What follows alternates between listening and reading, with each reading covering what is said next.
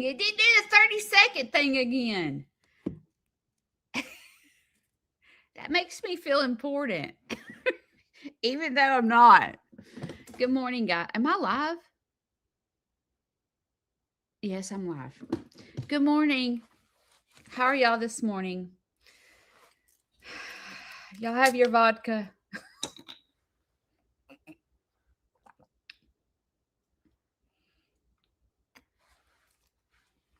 Y'all are talking about the weather. I'm taking my glasses off, so I'm becoming blind. So the comments are for y'all.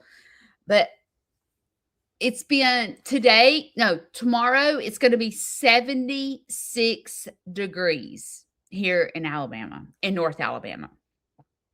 Next week, it's in the 20s.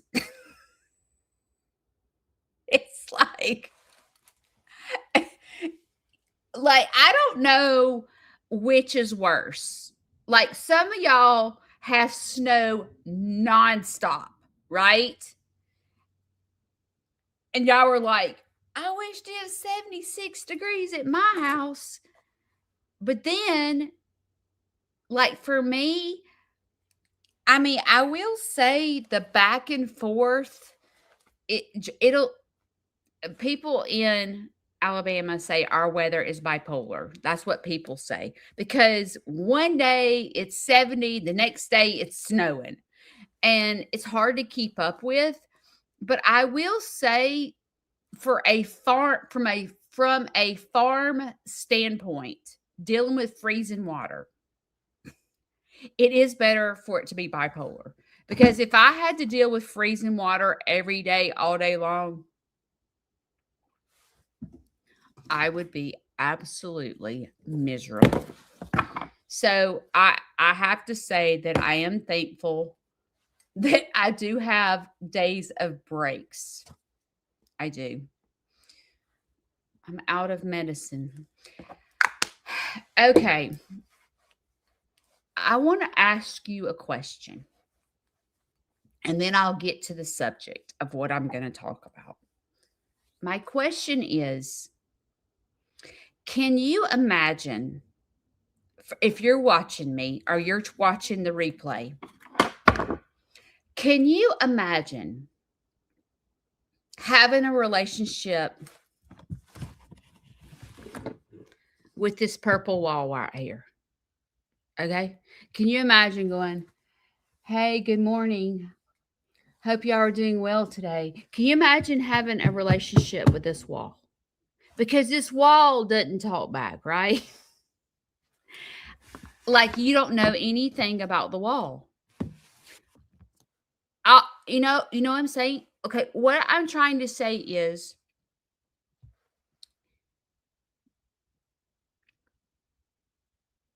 most of the time, I have roughly 600 views on my morning lives.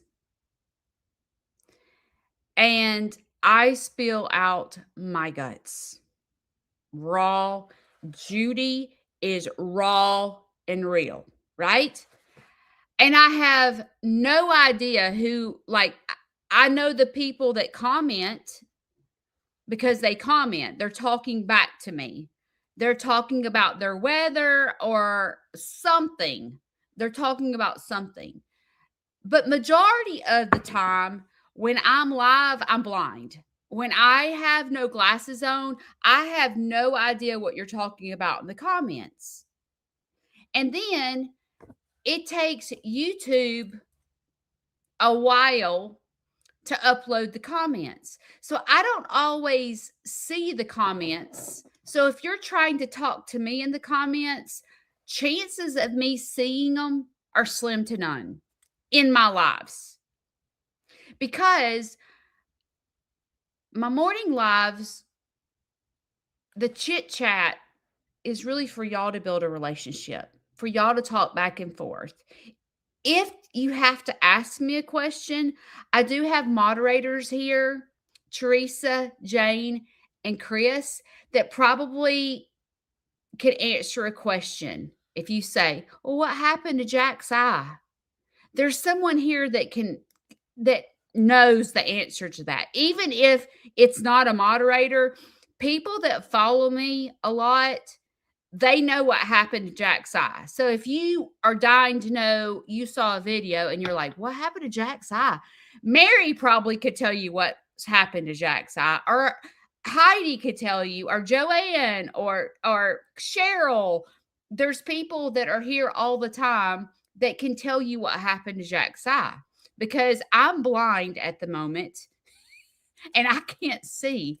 And if I read the comments, I get distracted. I'm severely ADHD.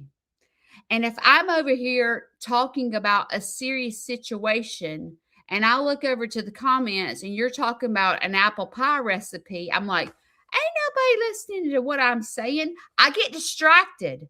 But I want you to chit chat. I want you to share apple pie recipes, because you are here not just for me, but you're here to build a relationship with backup dancers as well. So it feels like from this side of the computer, okay, I don't know what y'all feel like, but I feel like sometimes there's 600 people that watch me live and on the replay, and I'm building relationships with people that I can't see, that I don't know anything about, that I don't know, like, I'm talking and there's nobody talking back. And do you know what it's like sometimes to build a relationship with people that I can't see and talk to? I'm sitting here as a YouTuber trying to figure out how to build a relationship with people that I don't know. It's so, it's so difficult. And sometimes I sit here and I look at these big channels and I'm like, and they have, like, let's just say 60,000 views on every one of their videos. And I'm like, how in the world did they build a relationship with 60,000 people that they can't see, they can't hear, they can't nothing? There's like, it's like it's a one-sided relationship. And I'm like, how do you become faithful to somebody? How do you become faithful to somebody that you've never seen in person? And then I sat and thought about it. And I thought, oh, now I get it. Like when I go to Petals from the past and we have a meet and greet, that's why, like, Jason and Brooks' line's 5,000 miles long, because the 60,000 people that watch their videos want to come meet them in person. And they want to go, hey, I'm Susie Q, and I watch all your videos. And I'm like, it's starting to make sense to me.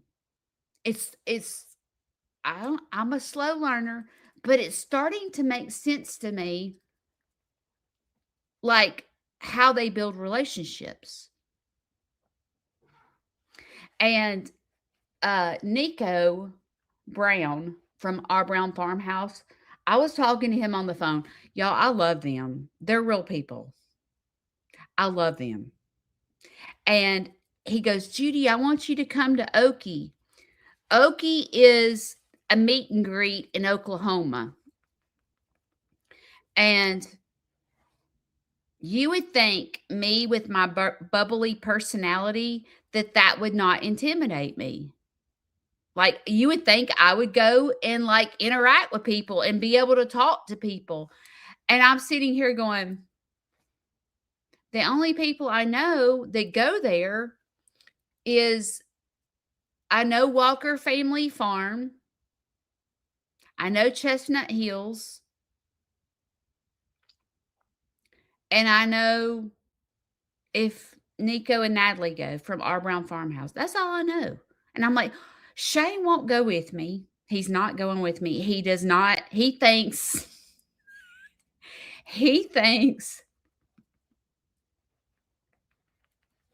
this is dumb. He does. He does. He doesn't understand. He's like, "Who are you talking to?" And I'll say, "A person." And he's like, "How do you know them?" "Well, they're a backup dancer." "Judy, you don't even know these people." And I'm like, "Yes, I do." And he's like, "No, you don't. You've never seen them in person." And I'm like, "You don't understand," because he's never built a relationship with people online. He thinks everything online is a scam. He doesn't understand that all of us are BFFs.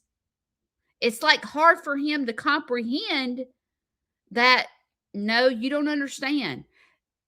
These people are my best friends, Shane. And he's like, "Judy, you are gonna be on Dr. Phil on what's that? What's it called? Catfish.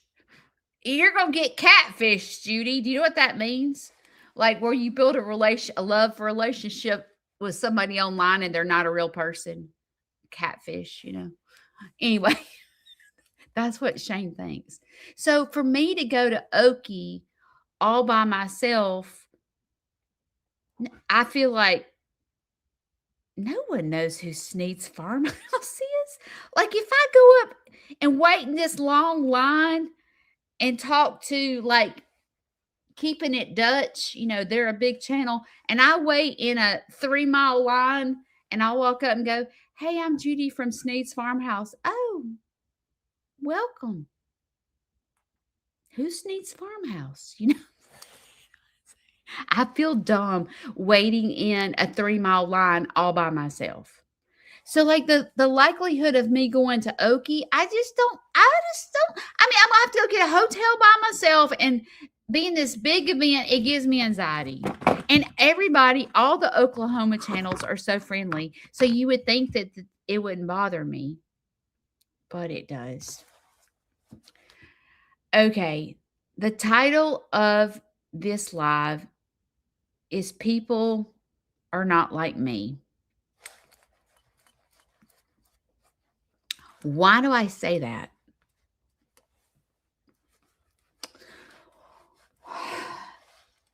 I have found in my years of therapy that I'm a person that has real strong emotions. I'm a person that thinks too much. Like, I'm a people pleaser.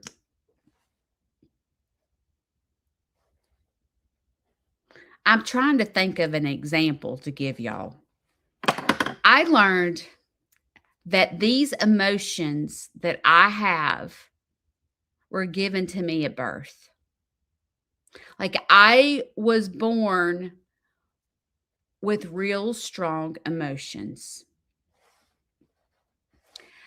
There's also emotions that I have that are a learned behavior. It's almost like a little kid that gets his way.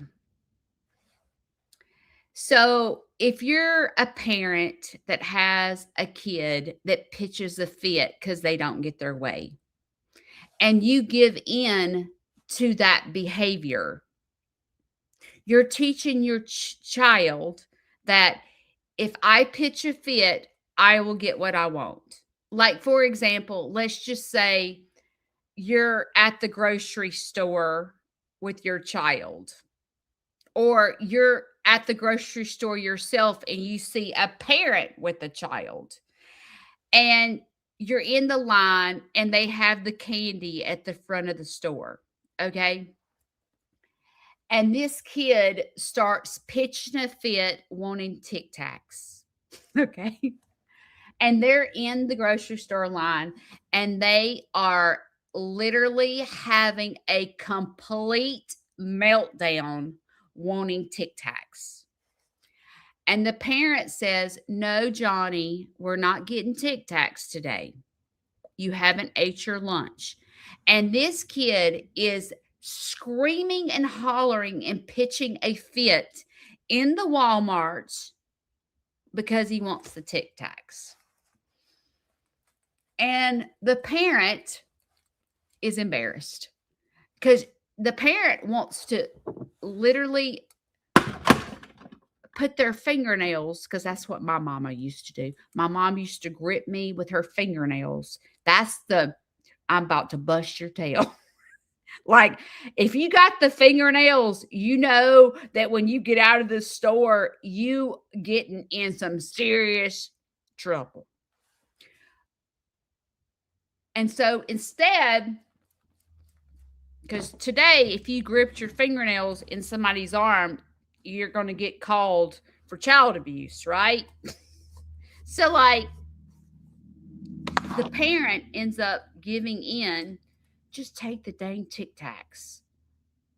If he'll hush his mouth and quit screaming at the top of his lungs in the middle of this store, just give him the darn 99-cent Tic Tacs.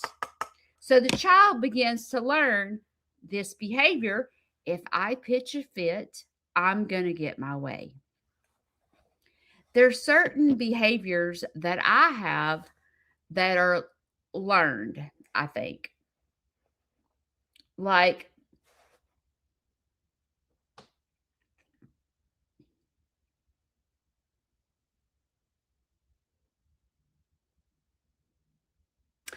I used to be really, really needy. I can remember I can remember doing this to so many boyfriends. I would say, "I don't feel like you love me. Like, tell me. Like, show me. I don't feel like you love me." And I can remember, like, my first husband. I sound like a train wreck saying first, but my first husband, I remember where we were. We were dating. We were in the floor in his room. I remember vividly going, I was bawling my eyes out, telling him I did not feel like he loved me. And he's like, "Girl, I have been with you for 4 years. Like, I don't understand." But I can remember feeling like my fiance didn't love me because he didn't tell me. And it was like in that moment, I was really needy and I'm bawling my eyes out, about ready to relieve the relationship because I don't feel loved. And where did that emotion come from? Well, I feel like it was a learned behavior because I thought love was a feeling. I wanted to get butterflies in my stomach. I wanted to feel all giddy inside. I I would get I would get like sideways sometimes and not think I was loved. Even though he had been with me for 4 years and we'd never broke up. But I would get this emotion that would lie to me, and I tell you that emotional mind lies, okay? And I would get this feeling I that I don't this is boring to me. This relationship is straight up boring. Like like I wanted to feel loved. I wanted to feel special, like that he went out of his way for me or showed me love. I don't know, like sitting me down, taking me to a restaurant, and like I think about the proper proposal, and it wasn't like that. I didn't get, you know, the sign that says marry me in big like lighting, and like I didn't know it was going to happen, and I turned around and he was on one knee proposing to me, and lights and roses said marry me. You know, you see people with those proposals. That ain't happened. You want to know how Shane proposed to me? He didn't. This is, we got in a big old scrap. We got in this fight. I'm not going to tell you what it was about, but we got in this big old fight. That joker showed up at my house. Okay, the day that we got into a fight, I told you my grandmother used to stay with me 2 weeks out of the month. Okay, my grandmother, my 90-something-year-old grandmother, is at my house in my bed. Okay, and he calls me. I'm on my way to your house. It's 4:00 in the morning. I don't care. I'm coming to your house because I was mad at him, and I was about to leave, and I was about to say, I'm done. Put a fork in it. I'm done with you. Period. He wasn't having that. So at 4:00 in the morning, he shows up to my house, and he's bawling his eyes out, pleading for my love. Like, I love you, Judy. I'm like, dude, you done jacked up. I am done.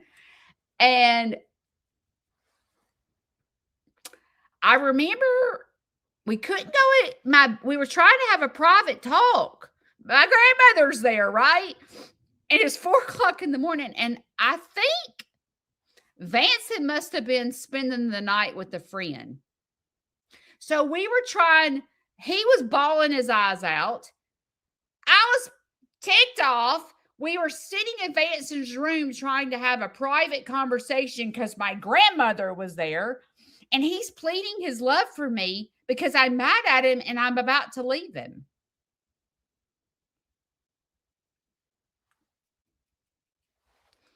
So then he decided that he wanted to get married. There was no ring involved.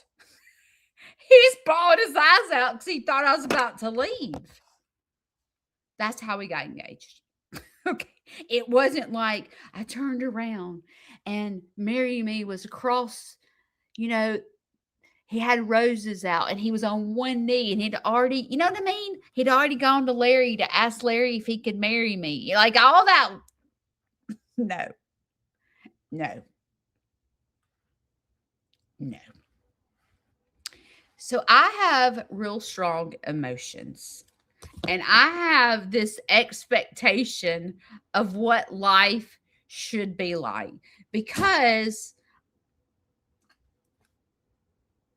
I think of social media, movies, fairy tales. I feel like that I had some learned behavior that life is supposed to be a certain way. I dreamt of being married, wearing a apron in the kitchen like June Cleaver from Leave It to Beaver.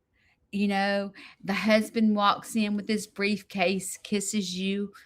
You call Beav to, is that his name, Beaver? You call Beaver to the kitchen table and everything. You got homemade biscuits, like I dreamt of being married and life being that way. The white picket fence. The man does not yell at the woman. He has a soft voice. He's so in love with her. Like they never fight. They're the perfect couple. That's what I envisioned a relationship like. And I had the wrong idea. The wrong idea.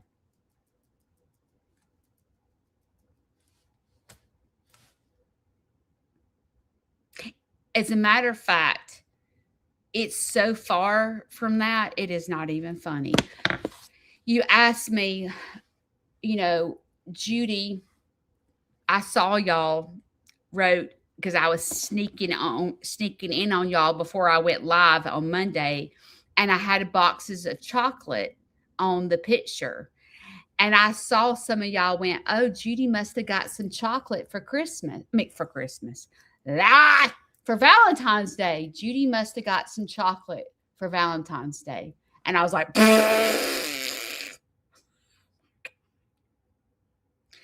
I envisioned life, back in the day. I envisioned some guy loving me so much that, yes, that he'll bring me roses and chocolate for Valentine's Day and plead his love to me. Judy, I love you so much.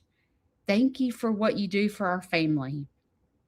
You work so hard at being a good daughter, a good wife, good to these animals. Here's you a box of chocolate because today is a day of love. And I just wanted to show you and tell you from the bottom of my heart how much I love you. No, no, no. If I thought like that, I would be screwed up because that chocolate was not for me. That chocolate was for Shane. I got absolutely zero.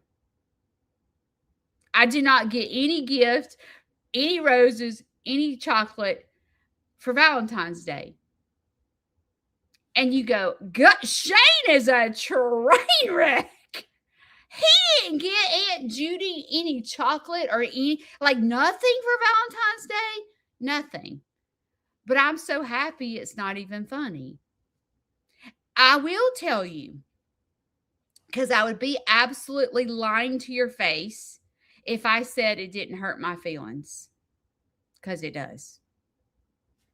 Even though I know that my husband has zero romance, zero. Okay? He is not a romantic man. I know that. I prepare myself going into every holiday. But I would be lying if I told you that Valentine's Day, I sat there and was like, okay, Judy, you're fixing to get nothing. So prepare yourself. Prepare yourself. Don't get your feelings hurt. He does love you. He just is a jackleg and does not know how to be like a romantic man that brings home flowers and chocolate. So don't get I have to sit there and prepare myself. Don't get yourself sideways, Judy. When you get on social media and all these girls get flowers and candy and everything else, you've got to know that you're getting nothing. And it's almost like I laugh. I'm like, God, if people knew that my relationship was like this, they would be like,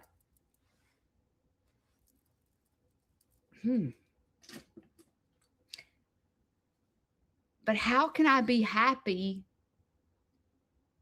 How girls are filled with emotions. If I was a teenage girl and was dating someone and did not get a Valentine's Day present and all my friends did, I would feel embarrassed, and your friends would go, "You didn't get anything? Mm-mm. He must not love you." But I learned that the person that I married is not the guy that I thought a marriage would look like. My husband is different. I am different. I am the girl that has to go to counseling. I told Shane, I said, I'm about to start charging you for my $30 copays. Because I have to go to counseling to learn to be married to Shane. Because he is like no other relationship I have ever been in my life. I have to go learn how to be married. I had the envision growing up of being June Cleaver. I'm so far from June Cleaver, it is not even funny. And it makes me laugh because so many people go, "You are the luckiest." Like when I do my YouTube videos and I have Superman coming in to rescue the day, people are like, "You have no idea, Judy, how lucky you are." Shane can build and do anything. He is the most talented man ever. And you are correct. I am a very lucky girl. I have a very good husband that can do anything, can fix anything. But that same lucky girl has a guy that has zero romance. So there's a price that comes with being lucky. And you might have the man that brings home chocolate and roses, but can't build nothing. They can't fix a car. They can't. I'm like, if you wanted him to fix something in the house, he has to call the repairman because he can't do it. And I am the lucky girl that has the husband that can literally do anything. You see what I'm saying? When I say that I'm different, I'm going to give you another example.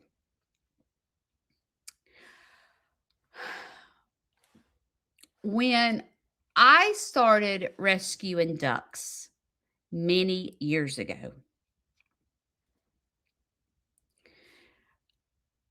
usually I did not say I can't rescue every person. Every person that calls me to rescue a duck, I couldn't do it, right? Because I'd have 5,000 ducks to take care of that were disabled.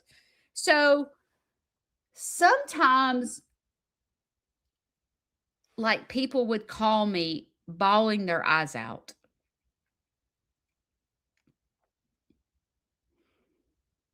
And I could tell they were brokenhearted about this duck that they had found in a local lake. And I couldn't say no. Because, like, this person on the other end of the phone was like bawling their eyes out, right? And I would say yes. Like, I'm going to give you one example. Chirps. This lady called me and said, this duck is injured and the ducks at the local lakes are hurting her. Will you please rescue her? And I said, yes. That required me saying yes, requires me for the past 4 years that I've had Chirps. Chirps can't walk. That requires me to have a lot of responsibilities in my lap because y'all know from videos, if you watch them, that I'm the girl that has a duck that can't walk, that everybody's would probably tell me to put down or they would call it. Any person, a farmer, that they're not going to do what I do. Okay? They're going to cull they would not even take the duck to the vet to have it put to sleep. They would cull it themselves. Do you know what that means? That means chop their head off. Okay? Real like farmers do not usually spend money at the vet. They cull their chickens or their rabbits or their turkeys or their ducks. They cull them themselves. Okay? Farmers in the olden days, they didn't take animals to the vet. They put them down themselves. So nobody in their right mind would probably do what I do. And that sounds like I'm tooting my own horn. Okay? But Chirps requires me. I pick her up. I take her for a swim in the mornings. She goes swimming in the mornings because she goes in a little kiddie pool. She goes swimming in the mornings. Then I take her out of the pool and I put her by the food and water. I have to go back out there to make sure she's okay, that she hasn't tried to move herself or she's not getting beat up. I have to put her in the bed at night because she can't take herself to the bed. It is a lot of work, and I've done it for 4 years. Well, Chirps's mom, I talk to her to this day.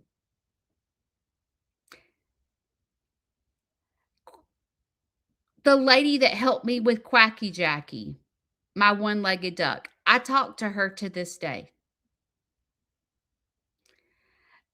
The lady that I rescued Wallace, I have her number in my phone. I update her on Wallace randomly. The lady I got Gigi from, I talk to her to this day. When I get a chicken,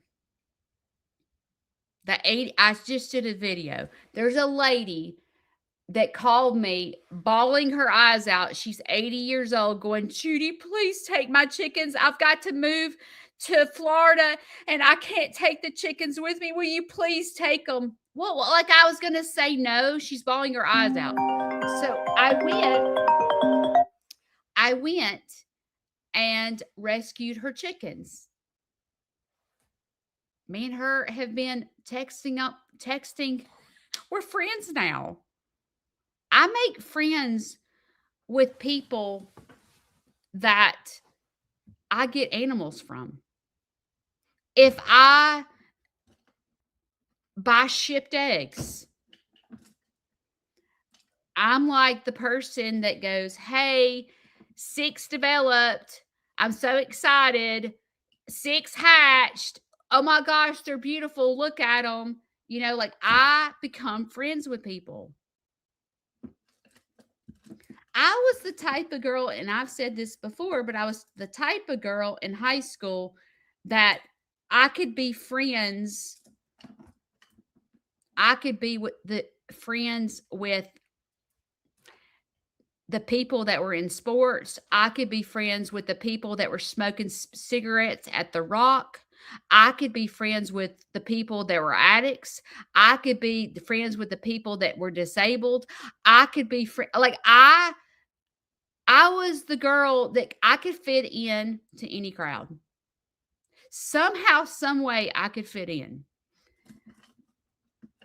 And when it comes to my animals, when I have some type of connection with getting animals from people, I make friends with them. And I realized I'm different. A lot of people do not do that. And sometimes we think other people are like us, or we think other people should be like us. That's what we think. But that's not true. Okay? Okay, like for example, let's say that somebody, I'm trying to think of an animal. Someone gets a goat from me, a baby goat from me. Okay? I think they should be like me. And I think we should become friends because you have my animal and I want to know about my baby. I mean, I've been with the baby for, I don't know, let's just say 3 months.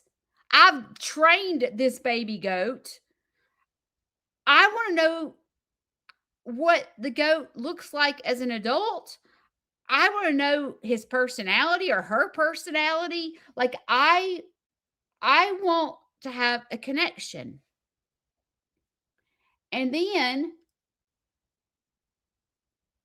you're trying to to message someone and go, "Hey, how's Sugar?" Let's say Sugar's the name of the goat. "How's Sugar?" And it's like you're starting to get on their nerves because you're asking about the animal. And you're like, "Dude, they're weird." Like, why aren't they texting me back? What are they doing with my animal? They're not texting me back. Because we feel like people should be like us. And then all of a sudden, you find out they sold the goat. And you're like, are you kidding me right now? They sold the goat and didn't tell me? I have my feelings hurt. I so have my feelings hurt because they just sold the goat, didn't even have the decency to pick up the phone and say, "Hey, this goat's not working out." Well, where did it go? Because that's my baby. That's who I am. Okay. Let's say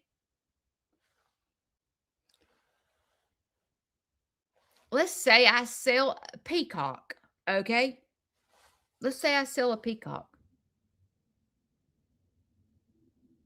And I I want to see when the peacock starts having babies. I want to see that precious baby that I raised have her. I want to see her be a mama. You know what I mean? I hope that the person that bought my peacock is a male. I want to see his babies. Like I want to see if they look like him. You know, like I would think that the person would say, "Hey, Judy, you're not going to believe this, but Piccolo is now a dad."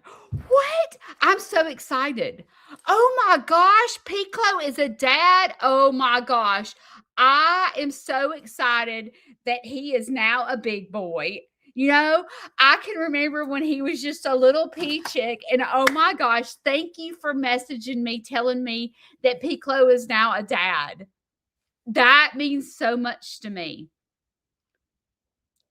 Do you see how I'm expecting other people to be just like me? And when they're not, and I like see that they sold my animal or the animal is now a dad, do you see why I'm like,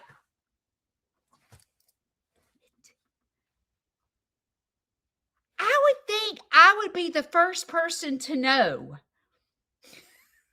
that you sold your animal or that the animals had a baby. Like I would think I would be the first person to know.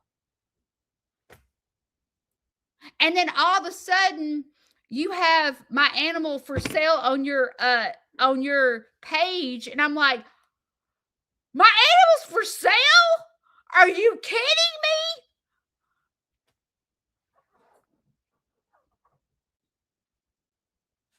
Why would that hurt my feelings? Like, if some animal that I sold to somebody had a baby and I wasn't the first to know, like, or I don't have to be the first to know. Like, that's exaggeration. I would think that that person would have a relationship with me and say, "You're not going to believe this."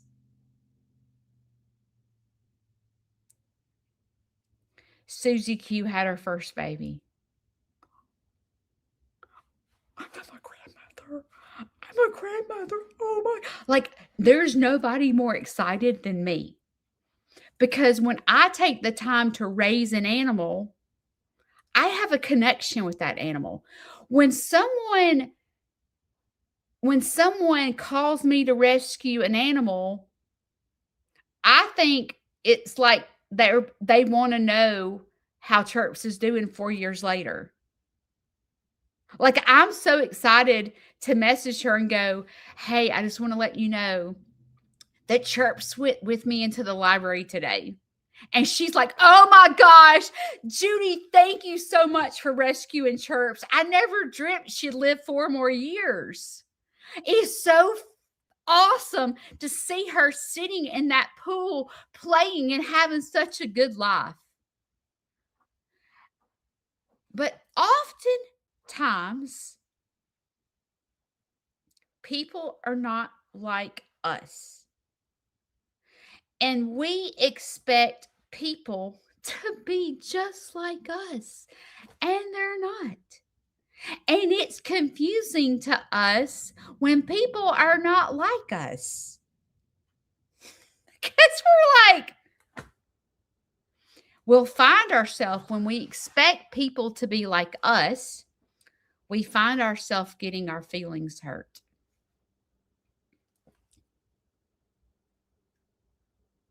You know, it's like, for example, you know how I've told you guys that when I give a Shane a gift, I want him to do back handsprings in the front yard? This is what this means. If I find like the perfect gift for Shane, Shane's not romantic, right? If I find this gift and I think he's going to be ripped up excited, and he opens the gift and he goes, "Thanks," I have my feelings hurt. If he just goes, "Thank you," "Oh, thanks." Dude, I need you to get ripped up excited, jumping up and down, run outside the front door and start doing back handsprings in the front yard because you are so excited that I just gave you this gift. Because that's what I do.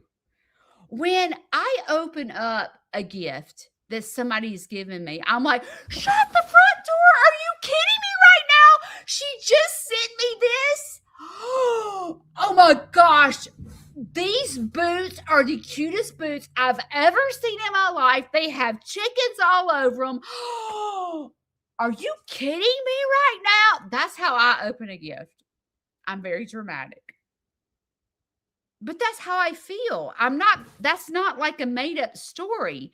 When someone gives me something, I'm like, I go do back handsprings in the front yard. Shane is not like me. When Shane opens a gift, he says thank you and puts it down. Are you kidding me? You don't like it? I said thank you. I know, but you like all you said was thank you. And he was like, "What'd you want me to do?" I wanted you to jump up and down, run out the front door, and do back handsprings.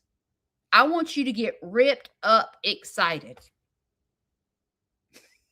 Judy, I'm not like you. Really? I can tell. Obviously, you didn't like the present if all you're going to say is thank you. I mean, who does that? Who opens up a gift and just says thank you? I'm different from other people. I'm so different. You know, and I've realized this. And I'm like, why am I so different? Is there something wrong with me? Am I the jackleg and don't understand life? Like, what the heck? I don't understand. I hate when I have to go like this. And me and Shane laugh because I'm like, "Hey, I'm about to give you this present. And I need you to get like ripped up excited when you open it. Okay? You got me?" Like, don't just say thank you. I need you to do donuts around the kitchen table. Like you are ripped up excited. As a matter of fact, Yesterday, Shane sent me this TikTok. Let me see if I can send it to you. Let me show you.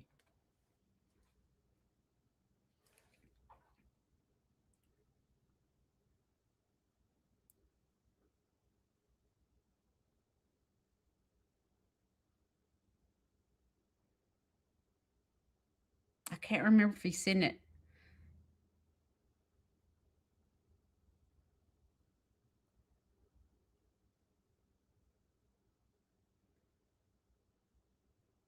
Okay, he must have sent it on text message.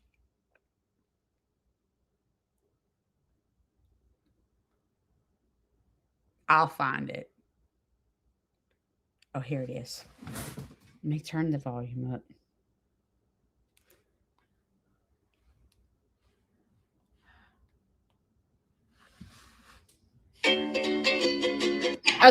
Oh, here it is.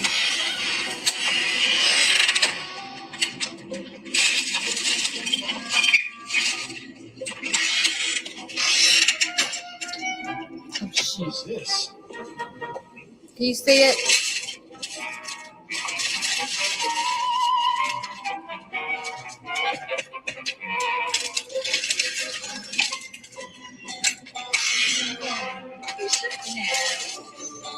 Thank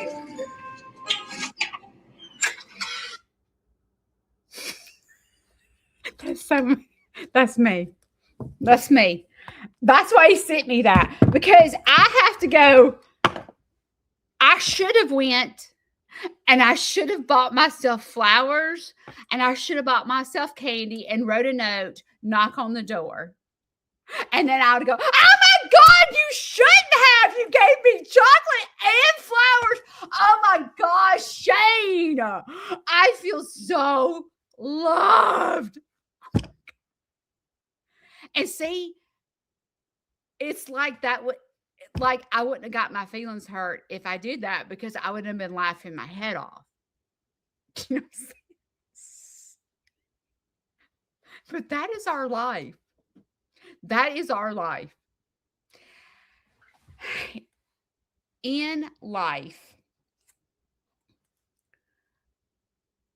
we expect other people to be just like us. Let's stop for just a minute. We're going to go a step further. We expect our husbands or our wives to be like other husbands, other wives, right? You're like, it don't take a dang rocket scientist to know that February the 14th is Valentine's Day. When you were a little kid, I'm sure your mom gave you Valentine's gifts. It doesn't take a rocket scientist for a man or a woman to know that on April the 14th, you need to go get some flowers or candy and show your love to your wife or your husband. It don't take a rocket scientist. So why are you so dumb that you don't realize that your wife's feelings are hurt if you don't go do that? He obviously knows it because he sent me that TikTok. So why don't he do it? Does it mean he doesn't love me? Why is he such a jackleg that he doesn't do it? If he knows it's going to hurt my feelings, why would he not go out of his way to not hurt my feelings? If he loved me, he would do this. Why are people different than us? Why is our spouses different from us? Why are our children different from us? Don't you sit there sometimes and look at your kids and go, they sure didn't learn that from me. Look, sister, I'm sorry he's doing that, but sister, he didn't learn that from me. He was not raised with that trashy mouth. As a matter of fact, the word shut up was a bad word in my house. So where he got that filthy mouth didn't come from me, because if he would have said that in my house, a bar of soap would go cram down his mouth. When our kids, our adult kids, are different from us and different from the way they were raised,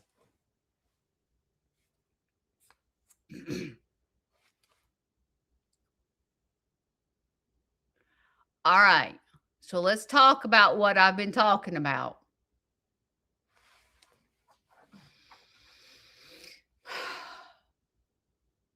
People are different from us. People don't think like us. We get sideways when this happens. I am the first in line to get sideways when these things happen. It hurts my feelings. I feel like they don't love me. I feel like they don't care. I feel like they're not my friends. If they were my friends, they would have called me and told me they sold my peacock. If they were any type of friend to me, they would have told me. When I sold them that duck, they would have told me that they had ducklings. If Shane loved me, he would bring me chocolate. If he knows it hurts my feelings, then why wouldn't he do it? It doesn't take a rocket scientist to stop at the Walmart and get some chocolate.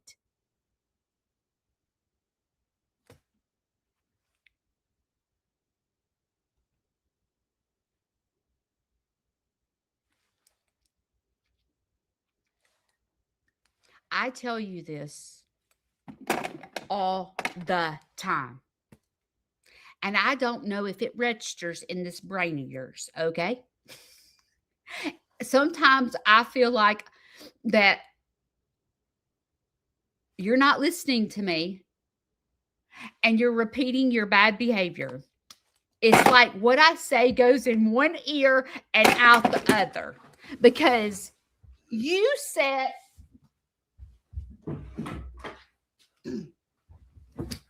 I get the preaching stick out. Chicky mamas, chicky daddies. I feel like a broken record sometimes. I'm talking to you like my counselor talks to me, okay? Judy, you're like going to an alcoholic anonymous meeting and drinking alcohol as soon as you get in the car and telling the people the program doesn't work. I tell you over and over and over and over again. And it's not comprehending in your brain because you're not practicing your principles. In other words, Judy, you are not pulling the tools out of your pocket to deal with life. So when other people are not like you, what do? What tool do you pull out of your pocket when other people hurt your feelings because they sold your peacock or they didn't bring you a gift, just chocolate? Or they send you some jackleg TikTok instead of doing it? What tool do you pull out of your pocket? I'm asking you, what tool do you pull out of your pocket when people are not like you?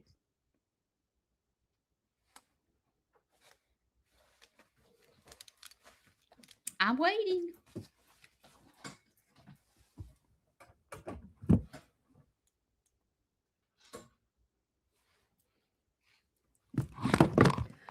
First of all,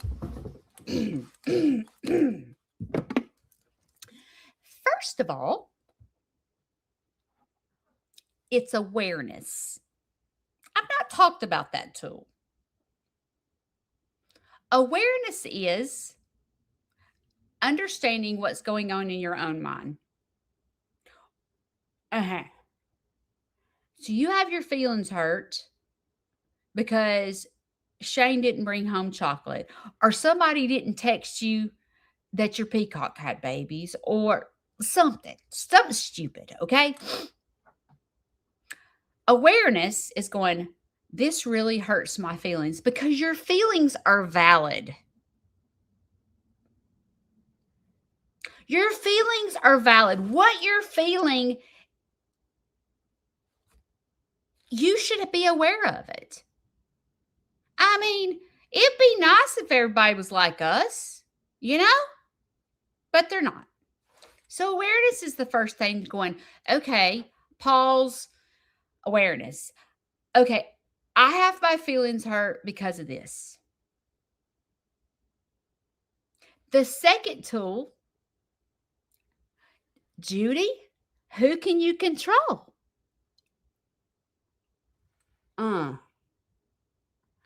I sure wish I could have this puppet of Shane and go, hey, Jackleg, before you come home, go get some chocolate, buddy. Okay, but let's stop and think about that for just a minute. If you have to tell someone to do something for you, is it meaningful? Does it stop the hurting of your feelings? As a matter of fact, it'll probably make you feel worse because then you're going to go, hey, I got to tell you something. I had to tell my jackleg husband to go get me chocolate.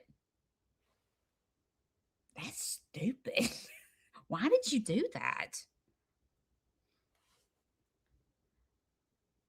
I'm not begging for chocolate. The person that you can control is yourself. The tool that you have to pull out of your pocket is acceptance. I got to put my curling iron down. So I got to stop preaching for a second and talk. Acceptance. I have to accept that other people are not like me. They don't think like me. They're nothing like me. Does that mean that if somebody doesn't tell me that my peacock has had babies, does that mean that they're not my friend? Possibly.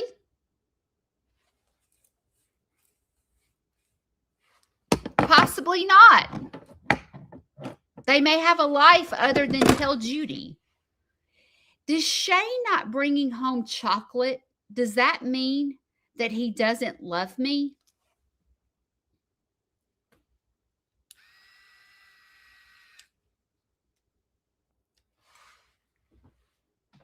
No, Shane loves me. I can tell by the way Shane looks at me. I can tell he loves me.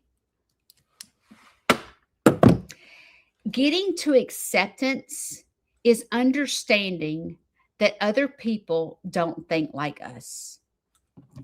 Other people's reactions are not like us. Just because Shane opens a present and says thank you doesn't mean he doesn't like the present.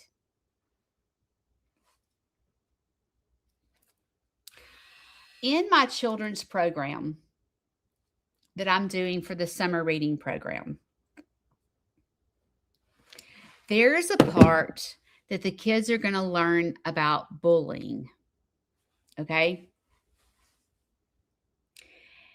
In this part of the video, and this is my whole program is a true story. There's nothing in that program that is made up.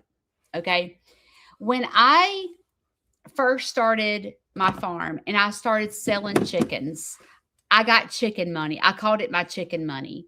And that money I would save up, and that's how I would start buying animals and cute chicken coops with my chicken money. Okay. Because that's what I called it, my chicken money. And when I started getting more animals and I developed a nonprofit farm, other farmers, other chicken people started calling me.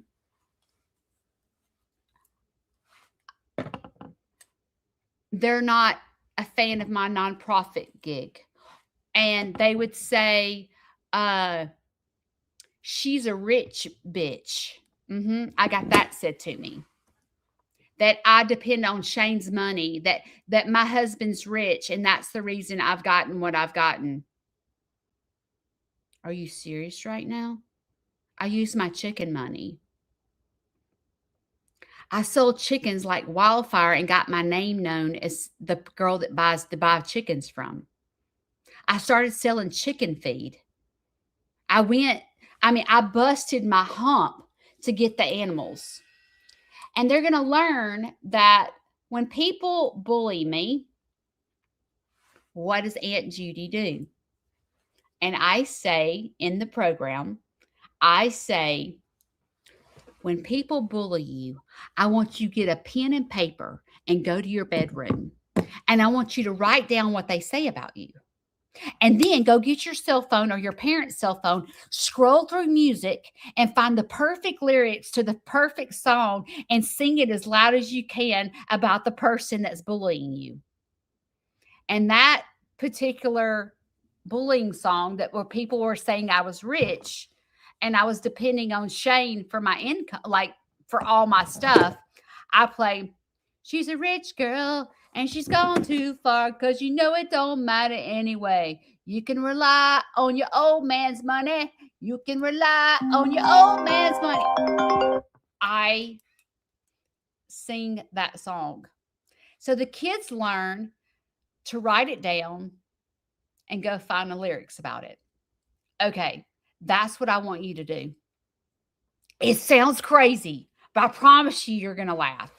So when someone doesn't do things that you do, okay, like when someone, let's just say, doesn't bring you home, when someone's not romantic, find this funny song that has lyrics in it that talks about it. You can Google lyrics. You can Google, find a song with lyrics that talks about a non-romantic husband. There's probably a gazillion country songs about that.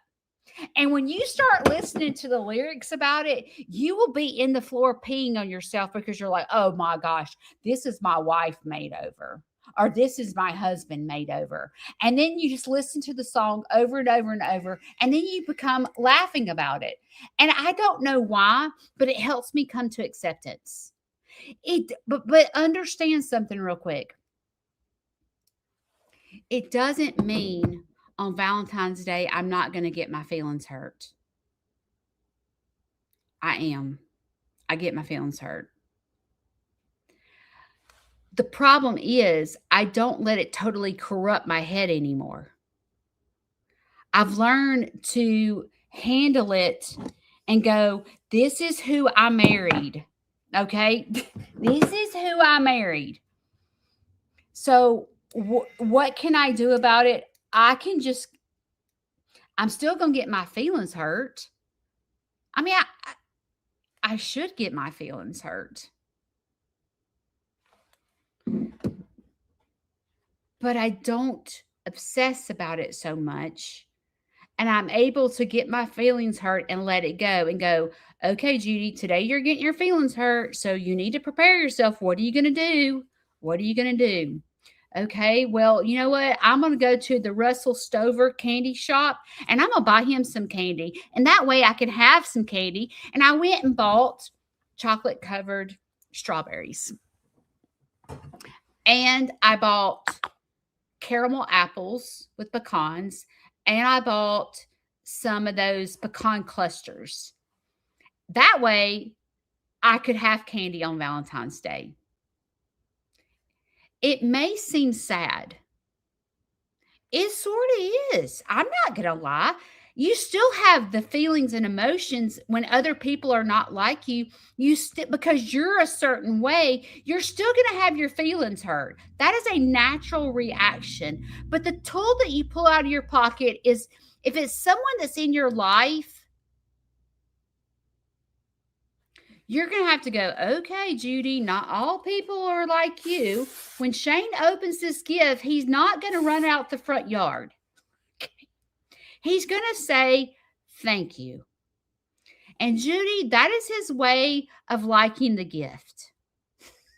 Even though that makes absolutely no sense to you, because you go do back handsprings in the front yard when people give you a gift, but that doesn't mean that he doesn't like the gift.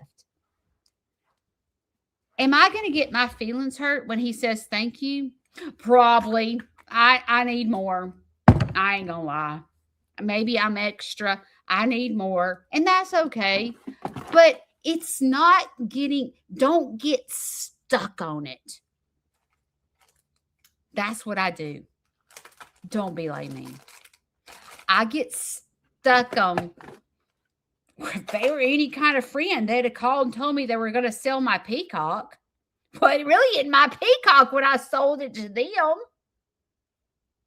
But it hurts my feelings, because if I was to sell their animal, I'm the person that would call them on the phone and go, hey, I'm so sorry, but my peacocks are fighting, and unfortunately, I'm not going to be able to keep this peacock, so I'm going to have to sell it.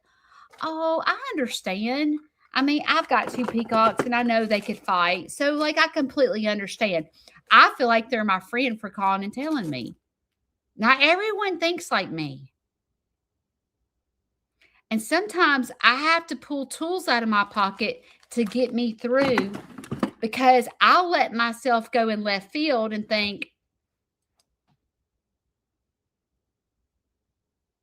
they don't care 2 craps about me. Because that's how I am. I make friends. Friends is to be a friend with someone. Maybe you don't talk to them every day, but you check on them.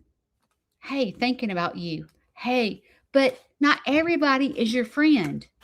I'm going a little too much with this, so I'm going to stop talking.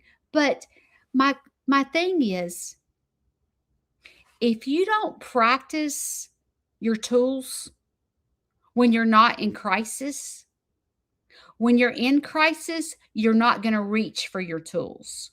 For example, remember a couple of weeks ago, I talked about overeating, and I said, the tool that I'm going to put in my pocket is wait 20 minutes. That has not been successful.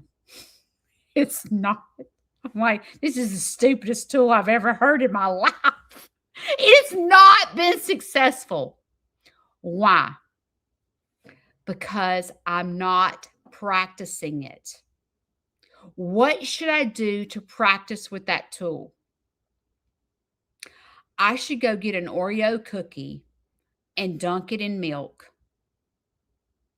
Maybe eat 2 Oreos, okay? Dunk it in milk and love every second of it, and then walk away and go, in 20 minutes, if I want 2 more, I'll eat them. But in 20 minutes, if I'm satisfied with the 2 that I ate, then I'll stop. I should be practicing that when I don't crave Oreos. If I try to practice not eating 10 Oreos and dunk them in milk when I'm in a crisis and craving Oreos, it ain't going to work. It's going to seem like a stupid tool.